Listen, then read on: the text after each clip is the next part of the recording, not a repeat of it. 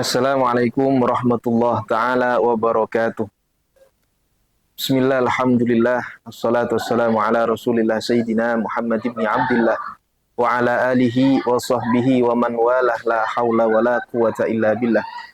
Rabbi syrah li sadri wa yassir li amri wahlul 'uqdatam min lisani yafqahu qawli, amin Allahumma amin.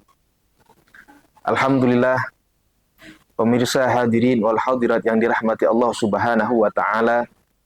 Alhamdulillah, berjumpa lagi dengan kami dalam keadaan sehat wal afiah, dalam keadaan insyaallah lebih baik daripada hari kemarin insyaallah. Alhamdulillah, pemirsa yang dirahmati Allah Subhanahu wa taala, nikmat yang agung yang Allah berikan kepada seorang hamba adalah ketika hamba tersebut diberikan kesempatan untuk kembali bertakarrub kepada Allah, untuk kembali memperbaiki diri, untuk kembali merekatkan hubungan dengan Allah Subhanahu wa taala. Maka dalam kesempatan kali ini Al-Fakir akan memberikan sedikit ulasan tentang hal ihwal yang berkenaan dengan puasa, yang mana dalam hal ini adalah hal-hal yang dapat membatalkan puasa. Pemirsa yang dirahmati Allah Subhanahu wa taala, disebutkan di dalam satu makalah, man lam ya'rifis syarr yaqa' fihi. Seseorang yang tidak mengetahui keburukan, maka suatu saat orang tersebut akan jatuh pada keburukan tersebut. Seseorang yang tidak mengerti suatu kesalahan, suatu saat dia akan jatuh pada kesalahan tersebut. Maka dari itu, di dalam puasa ada beberapa hal yang perlu kita ketahui. Di antaranya adalah hal-hal yang dapat membatalkan puasa.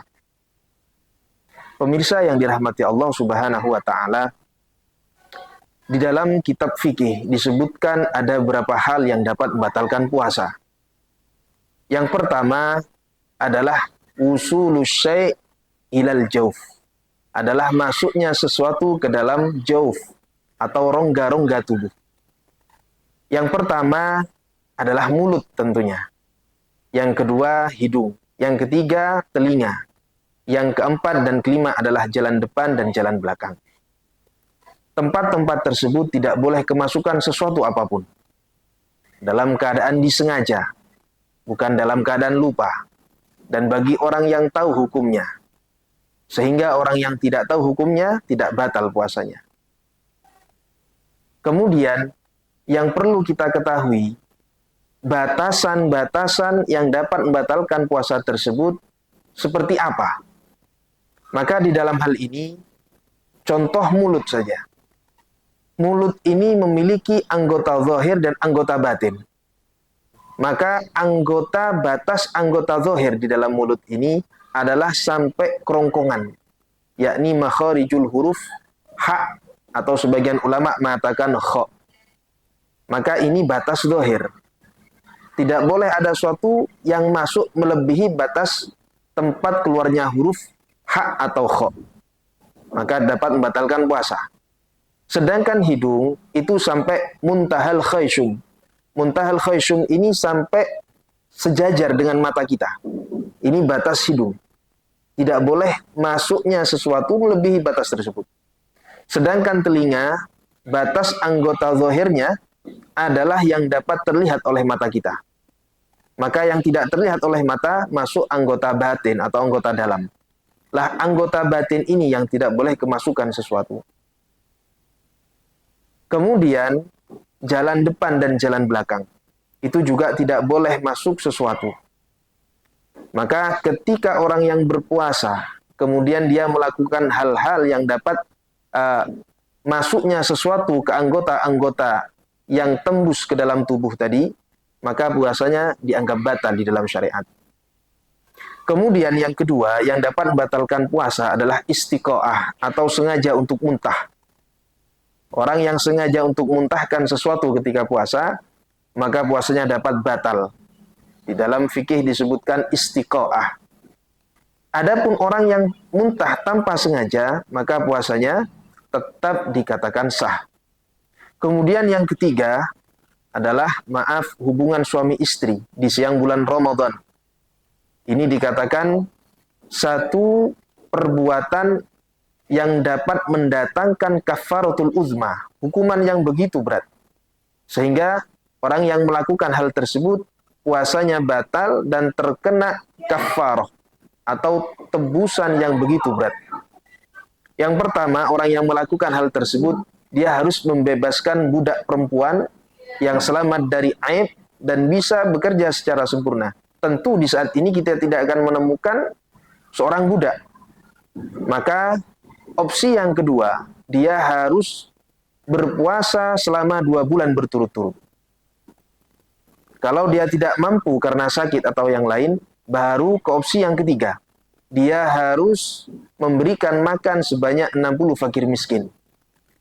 Pemirsa yang dirahmati Allah, ini adalah satu hal sebagai bentuk hukuman dari Allah kepada orang yang harusnya menahan nafsunya, kemudian dia lampiaskan nafsunya. Sehingga dia mendapatkan kafaratul uzma. Kemudian yang dapat membatalkan puasa selanjutnya adalah istimna. Maaf, mengeluarkan sperma dengan disengaja. Dengan bersentuhan kulit, dengan syahwat. Maka dapat membatalkan puasa. Dengan artian orang yang tidur kemudian dia mimpi basah, maka puasanya tetap sah. Orang yang tidak melakukan, tidak ada syahwat, kemudian keluar spermanya, maka tidak membatalkan puasa. Yang kelima adalah gila sekalipun sebentar. Orang yang memiliki penyakit gila sekalipun sebentar saja, ketika dia puasa kemudian gilanya kambuh, sekalipun sebentar, walau lahdah, maka puasanya dapat batal. Yang keenam, pingsan, ayan, dan sejenisnya. Maka kalau terjadi selama seharian penuh, mulai waktu subuh sampai maghrib, maka puasanya batal. Kalau cuma terjadi beberapa saat saja, puasanya tidak batal. Maka dalam hal ini, ulama memberikan tiga pembagian. Yang pertama, zawalul akal atau hilangnya akal itu terjadi orang yang hilang akal karena gila.